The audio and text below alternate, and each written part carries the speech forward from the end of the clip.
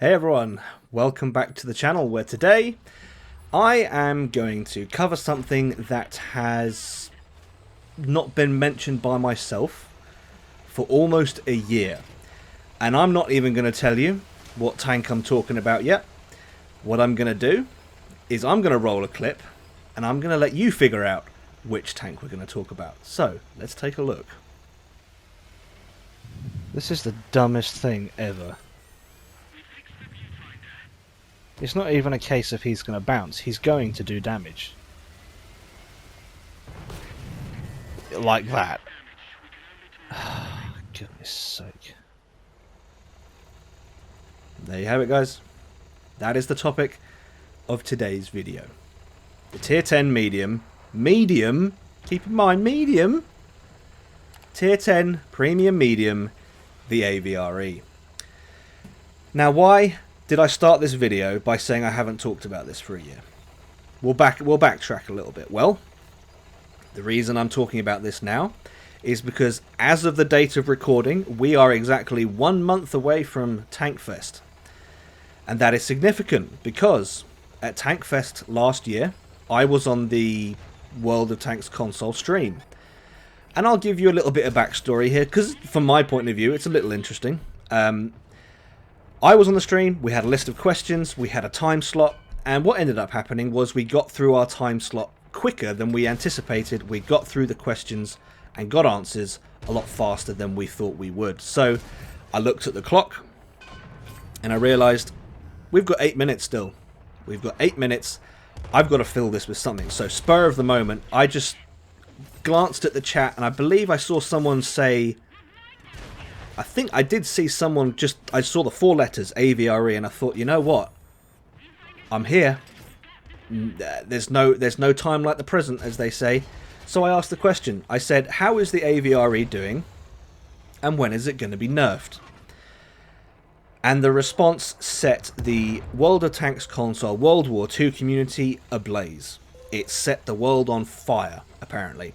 Which, obviously, good for the community, because there was a voice speaking up for something. Not brilliant for wargaming, because they got caught with their trousers down a little bit. But what the response that we got was, the AVRE's win rate is lower than average. It's not performing as well as you think it is, and it's not as good as you think it is because it's difficult to turn. Its dispersion is terrible. Its reload takes a long time, which, yeah, that's all true. That's fine. That's all true. And, you know, the answer was, oh, it's the season reward tank, so everyone's got one, everyone's playing it, so you're seeing it a lot more, and it's having a big impact. Like, yeah, okay, all right, fine. 11 months ago, all true. All true. And to some extent, a lot of that is still true, you know. Its statistics hasn't been buffed, it hasn't been nerfed. But as you can see from the clip that I just showed you, it still has the same game-destroying, soul-crushing, motivation-sapping effect that it's always had since day one. I was playing the Tier 9 Conqueror. It's a heavy. It is famous. It's famous for being a hull-down beast. That is how you play it. I was peeking the ridge, just, you know, forwards, back, hoping that he would shoot. Shot would fly off because its dispersion is terrible, and I would have an opportunity to shoot him. But no, that isn't what happened. What happened was his shot just happened to touch my turret, and I lost 1,300 hit points. World War II is not the same as Cold War. If you push a flank in World War II, you are to some extent committed. And if you're in a heavy especially, you are committed to that flank because you do not have the speed like you do in Cold War to relocate. I went to Flooded Gully there on Pearl River. I think that's the map, Pearl River. And for all intents and purposes, that is a very, very effective strategy. You go to Flooded Gully, you go to that corner of the map, and you go hull down, and you try and hold that position because it prevents the enemy team from flanking around your team. I did absolutely nothing wrong with that strategy. That was a perfectly good strategy. The problem with it was I got into a situation where I was facing a tank where I knew, and I called it before it even happened. I called it and I said, it's not a case of me. It's not a case of me outplaying him or using my knowledge or using my angling or knowledge. It's not a case of me being able to outplay this guy, because all he has to do is point the gun in the right direction, pull the trigger, monkey see, monkey pull trigger, monkey do damage. And it's those situations for players that just saps the motivation to even play this game. It just destroys any kind of enjoyment we have from this game. And wargaming, you want your game to be fun. I know you do, because why else would we be playing this? And the problem we have is we can get into situations where we have tanks that we simply cannot do a damn thing about. You cannot run away, you can't retreat, you can't attack.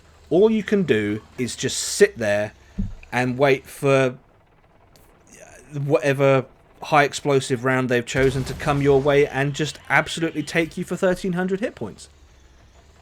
And the problem with the AVRE is that it is a broken tank, and for a long time I didn't quite understand what Eclipse was talking about when he mentioned the difference between overpowered and broken. Overpowered is a tank that can be very, very good in the right hands.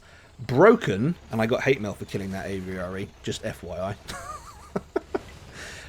The AVRE is broken because it's like I've mentioned earlier, it's just monkey hold controller, monkey point gun, monkey pull trigger, monkey do damage. And that's not a jab at anybody that plays the AVRE.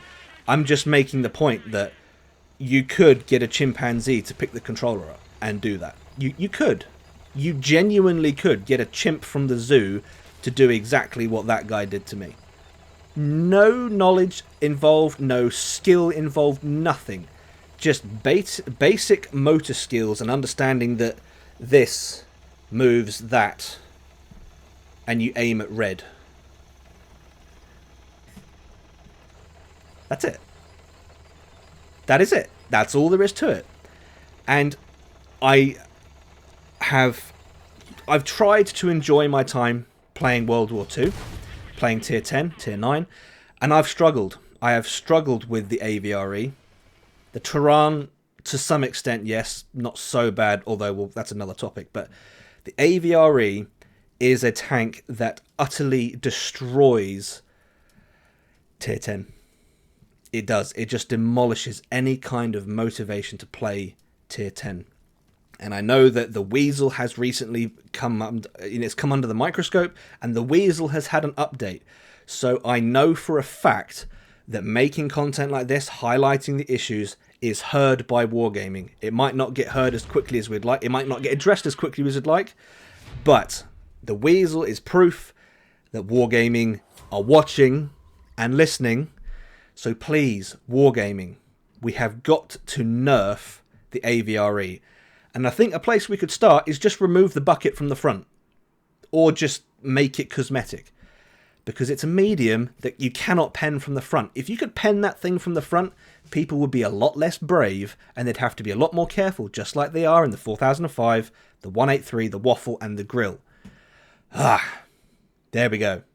So that is my little bit of semi-rant, but putting the spotlight back on the AVRE 11 months after I raised the question the first time to Wargaming during their Tankfest live stream. So there we go, guys. If you have your thoughts on the AVRE, drop them in the comments below.